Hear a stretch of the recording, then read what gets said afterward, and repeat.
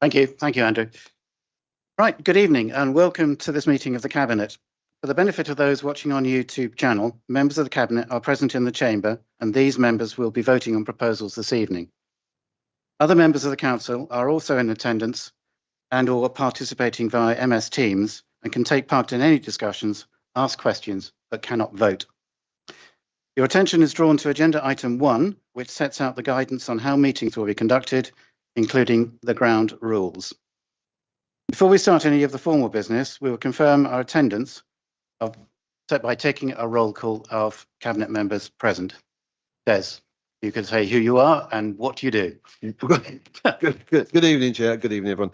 My name is Des Kears. I'm the Cabinet Member for Community Services. Kim. Good evening, everyone. I'm Kim Tanner and I'm the Cabinet Member for Finance and Housing. Robin. Yeah, Robin Betts, Cabinet Member for Climate Change, Property and Regeneration. Thank you. Mike. Mike Taylor, Cabinet Member for Planning and the shortest portfolio name. And I'm Martin Coffin, Deputy Leader and deputising for Matt Borton, who sent his apologies for this evening. And perhaps if I could turn to our Democratic Services Officer to introduce all the officers present, please.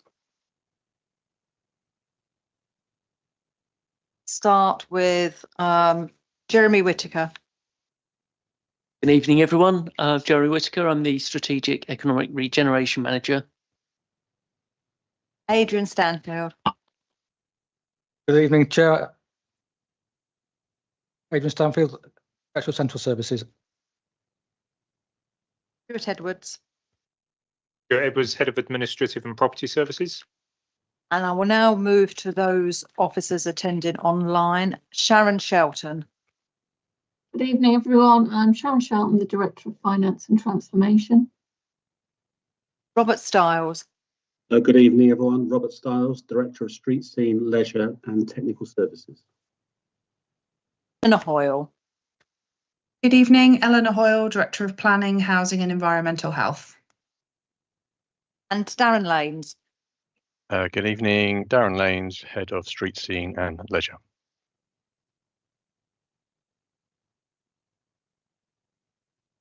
Thank you very much. Those who are not in attendance on MS Teams are not members of the Cabinet. If they wish to speak, I will hold the same ground rules as Matt normally holds, and that is that they can speak first and then the Cabinet members will speak. They would need to introduce themselves before they speak. I only see two members on the screen, so I guess that might be quite short tonight. So, any apologies for absence? We've had Matt Borton. And declarations of interest. Any declarations of interest? Nope. And can I sign the minutes of the ordinary and the extraordinary meeting the Cabinet held on the 2nd and the 30th of April? Thank you.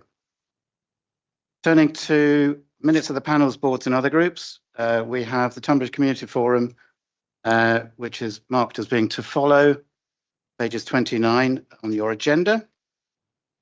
Can we note those, please? Excuse me, Chair, they've been published as a supplement. Thank you very much. Published as a supplement. Can we take those as noted, please? Thank you. And moving now to decisions taken by Cabinet members on page 33. I will go through those and ask you wish to say anything about those. So finance and housing, we had a decision note on the 7th of the 5th, 24. We had a mobile prostate screening unit that was using the Angel East car park, and it was very well attended and really a pleasure to assist and allow them to use that space. Thank you, Kim. And the next one, Des. Yeah, thanks, Chair. Not much to add to the title, really. This was to appoint Bloomfield's Chartered Town Planners to undertake work on the master plan for Tunbridge Farm. And back to you, Kim. It's been imperative that we've taken on a new financial system. So it's called Integra Centros Financial Management System, and it's an updated version of our current system, which will no longer be supported from March 25. So it was absolutely imperative that we agree to bring in the new system. Thank you. Thank you, Kim. And I guess the hardship relief is fairly simplistic. Thank you. Safety partnership.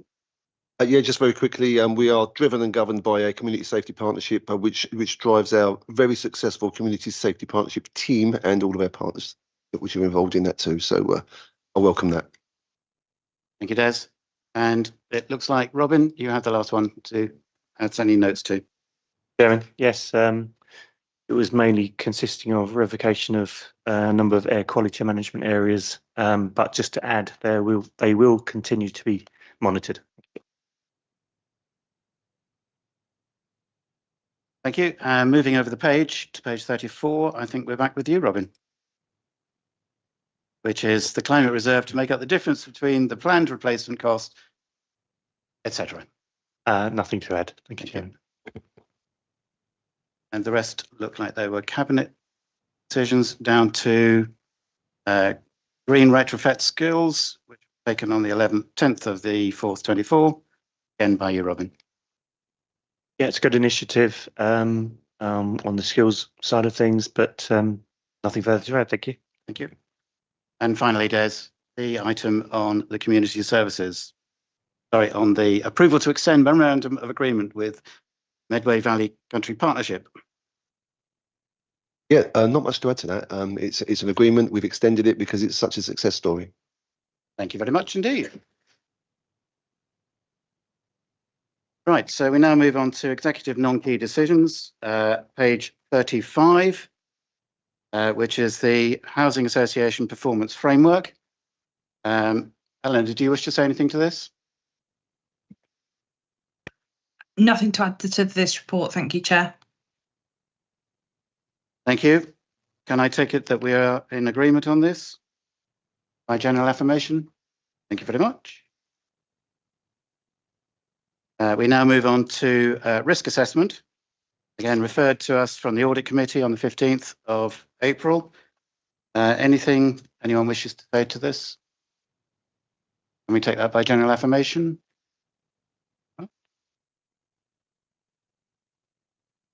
Agenda item 9, the tree enforcement and tree preservation order. Again, it's referred to us from the Housing and Planning Security Select Committee. I think there was quite a good debate on this, actually, when we had this item. I believe that what's before us now is the right answer. Anything anyone wishes to add? Mike. Just to say, it would have been good to get more member involvement in the protocol and to pay more heed to settings, but we're bound by the law, so I'm happy with the protocol. Thank you, Mike. Can we take that by general affirmation? Very much. Right, next item, agenda item 10, is the local plan duty to cooperate update. Again, it's referred from the Housing and Planning Security Select Committee on the 21st of May 2024. Eleanor, do you wish to add anything? Only to commend the report to Cabinet, given we know how important the issues of legal compliance are around the local plan. We're making sure that we're making every effort and documenting every effort to ensure that we've met our duty to cooperate requirements. Thank you, Eleanor. Mike. Just to say, we learnt the hard way last time how not to do it, and people are being very cautious this time. Thank you, Eleanor. Thank you very much. Can we take that by general affirmation? Thank you very much. Right, the transfer of incentives scheme, referred from the Housing and Planning Security Select Committee of the 21st of May. Anything you wish to add to this, Eleanor? Nothing to add to this one either. Thank you, Chair. Thank you. Anything to add? Okay. I will just say that hopefully this will be a successful initiative that we put forward. It's trying to make better use of the housing stock within the borough and encouraging people to move from larger homes to smaller with financial incentives. And I would hope that it will free up some family homes for us. Thank you. Excellent. As you say, let's hope that that is a successful state scheme. Can we take that by general affirmation? Thank you. Item 12, agenda item 12, graffiti update. Again, I think the lack of evidence of effective graffiti walls to reduce illegal tagging can be acknowledged is the key line in there for me. Des, do you want to add anything? No, the policy is an excellent, well thought out written policy. It covers all the bases, it covers all the risks. And I think you've just touched on the fact that the only anomaly in all of this was a graffiti wall where we went out to almost like consultation. It was very sort of like 50-50. And as Alison spoke to the Communities and Environment Scrutiny Select Committee, Alison Finch, she pretty much said that there's no evidence at all to suggest that we do need one or that there should be one. So I would support that entirely. Des, anybody else? In which case, can we take that by general affirmation as well?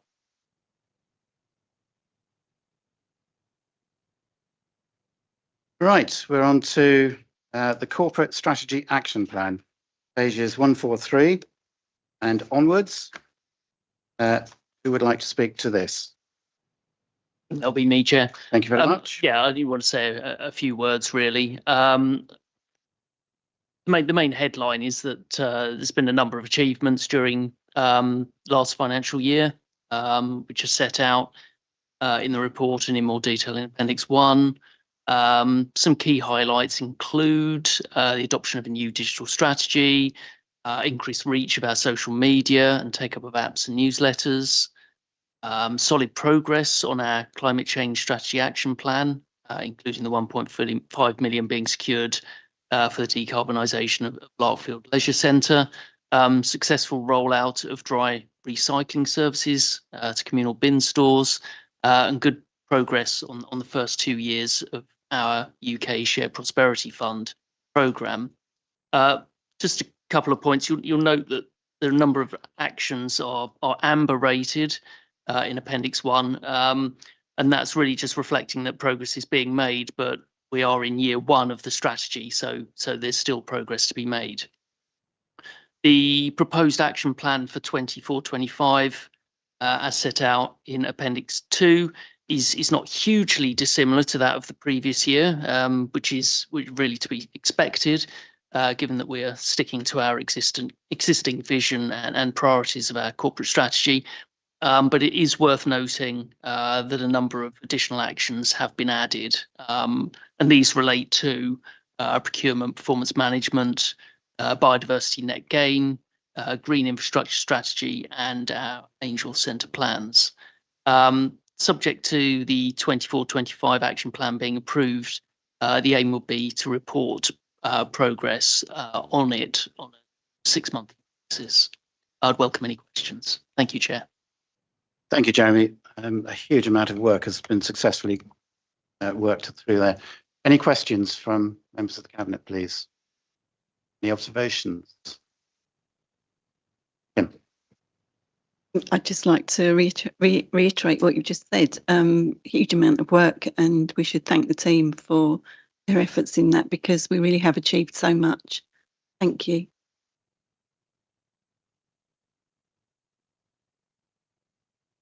Any further questions? Any observation? Yes, Robin, thank you.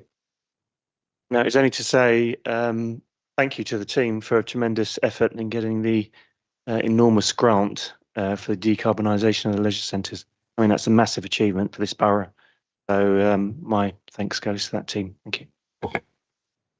I certainly second that. It's an amazing achievement.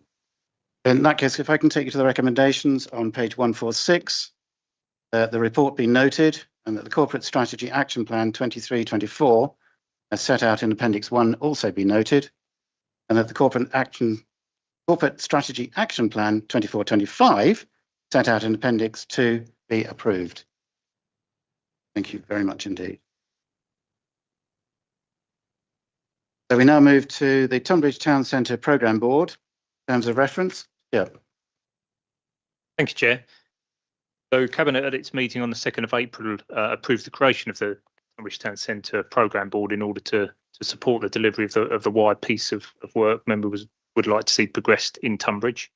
And it was agreed that we would return to the next meeting of Cabinet with the proposed terms of reference, which, as drafted, can be found at Annex A.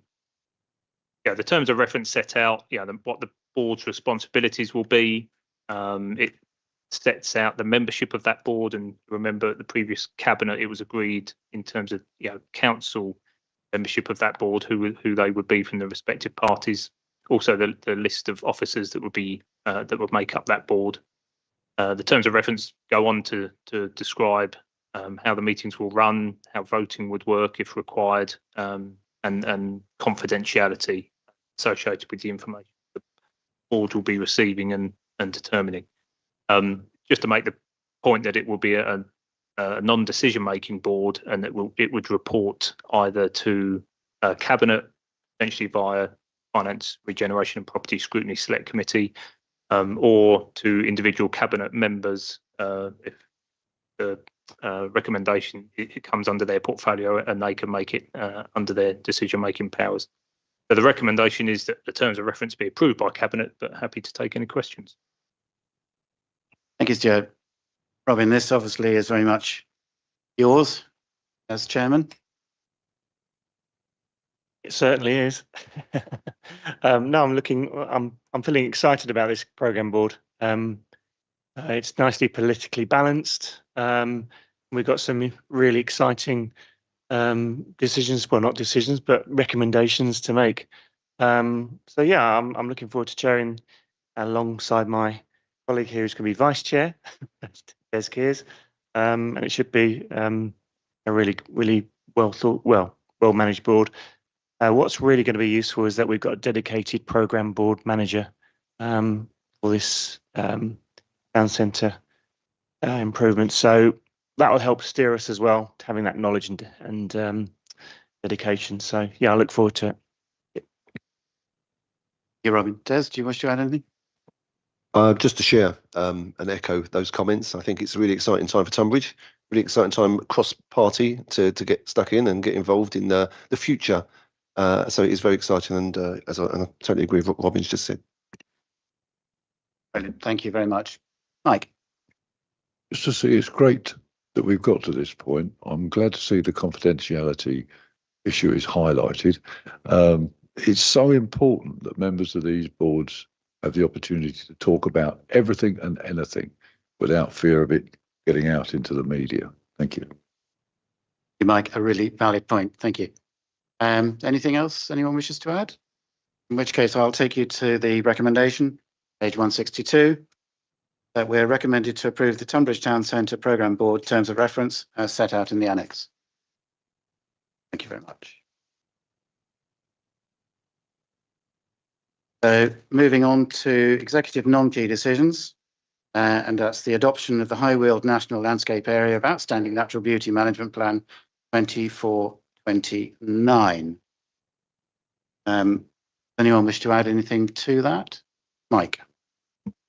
Thank you. It's a good report, and I'd like to use it to highlight the importance of AONB, both High Weald and North Downs, and the changes in the law that increase the protection for these.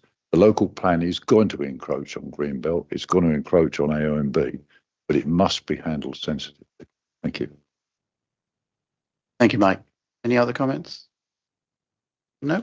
In which case, I take you to the recommendations as written on page 172. Do you want me to read them out, or are you happy to take them by affirmation as you read them? Thank you very much. I have no urgent items, therefore not important. I now need to exclude the press and the public. I move to exclude the press and public from the meeting as this now contains exempt information. Are we agreed on that? Andrew, if you can stop the huge